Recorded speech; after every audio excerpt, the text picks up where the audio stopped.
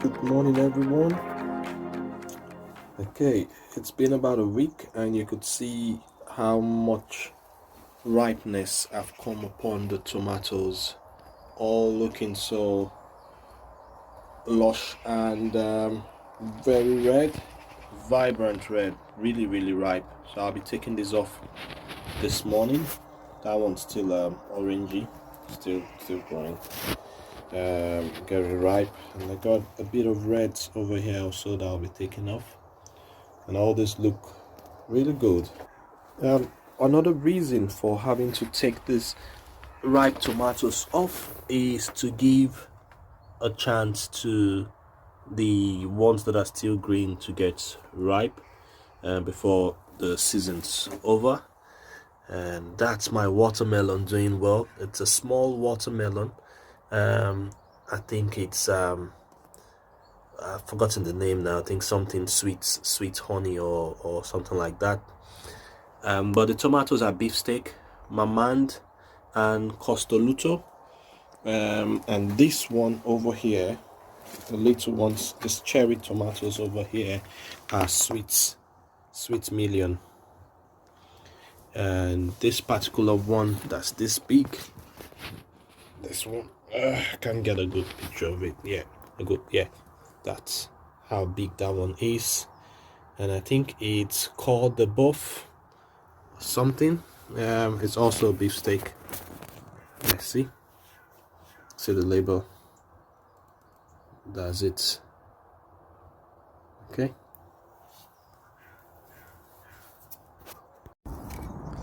as you could see, there's loads of harvest to come for this blackberry tree.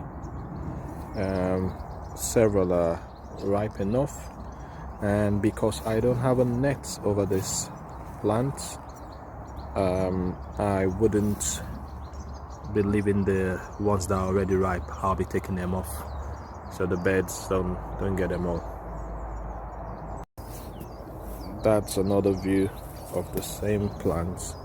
You could see loads of fruit to come, but a few black ones, which I would definitely be taking off this morning.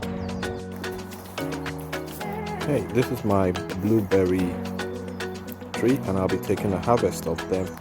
I'll be going into my cage, the bird cage, to take them off. You can see loads of fruits on them.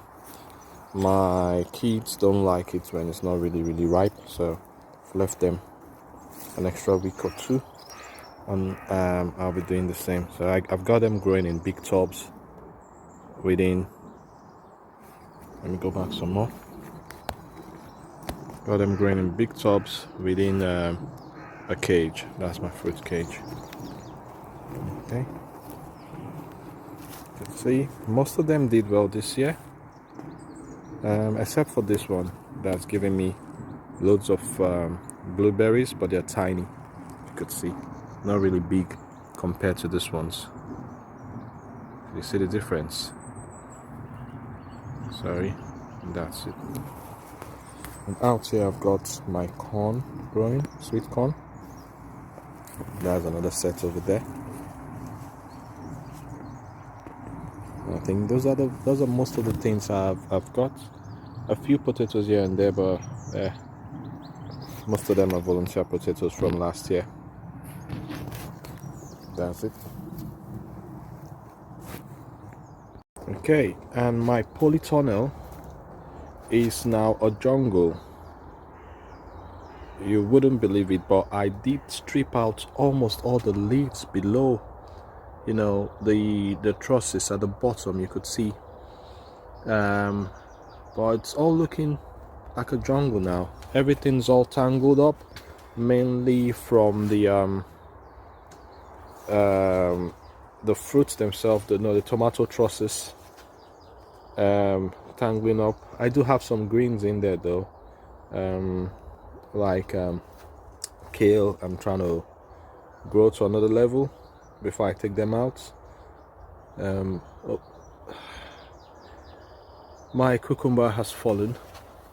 I'll need to get it up, stake it up properly. The beefsteak tomatoes, most of them are still not red. You could see they're all growing big, but they're green. It's the cherry ones, mainly the cherry ones that are now red. There's another set of cherries over there. You can see loads of trusses. These are the sweet millions. They are prolific in their growing, really prolific. You could see loads of flowers. I need to just cut some of these off now. I'm not sure they're gonna ever get fruits or ripen.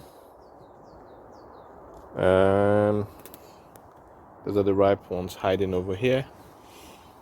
I've got a few there, as you can see, ripening.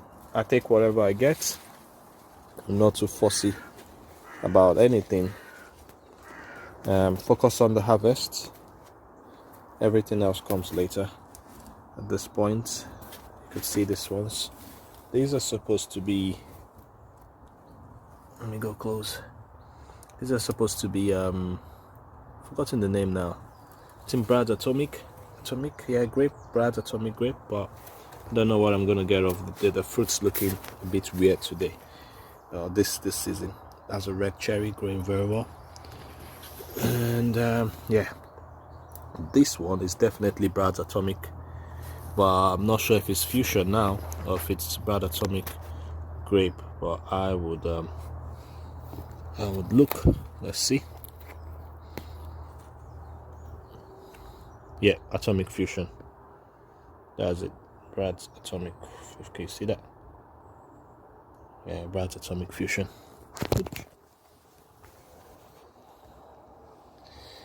And this cucumber tree is finally dead. I'm not sure I'm gonna get anything off it anymore. But I don't know if there's still life here. That one looks like it's growing. I don't know. Well, let's see. It's almost dead. This one's not a fusion. This one's a Brad atomic grape. Doing well. That's another Brad's atomic grape.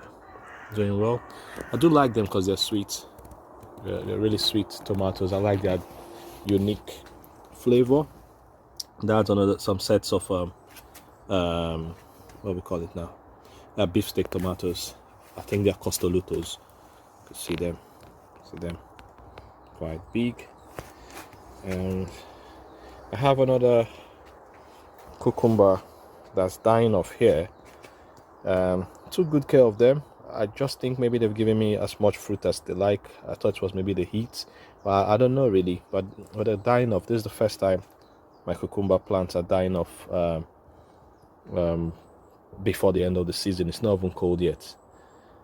And I have a watermelon growing fine. It's hiding over here. Yes, that's it. And this year I've got 3 watermelons, and you could see there's another one here growing fine. But the tree is the plant is dead. You can see it's dead. So I'm just gonna leave the watermelon as long as possible until maybe it drops, so it gets as ripe as possible. That's the plan. I've got some pepper plants here, but most time with my chilies and peppers, when I grow them, what happens is something comes and eats the fruits. I grow them well, I get fruits, they get ripe sometimes, but it's always eaten by what I don't know. So yeah, I'll keep looking. Hopefully, fingers crossed, this year it's all fine. This one's not giving me any fruits yet. You could see tiny flowers here and there, but no fruits yet. It's quite slow. And that's some of the tomatoes. Lots of green tomatoes. But I guess in another 2-3 weeks they should be red. At least most of them should be really, really red, while more green ones come off. Okay guys, I think I'll leave it here for today. This is the tour of my polytunnel, and we've also looked at some things outside. So I'll see you in the next video, where we'll probably be harvesting some more crops. Bye.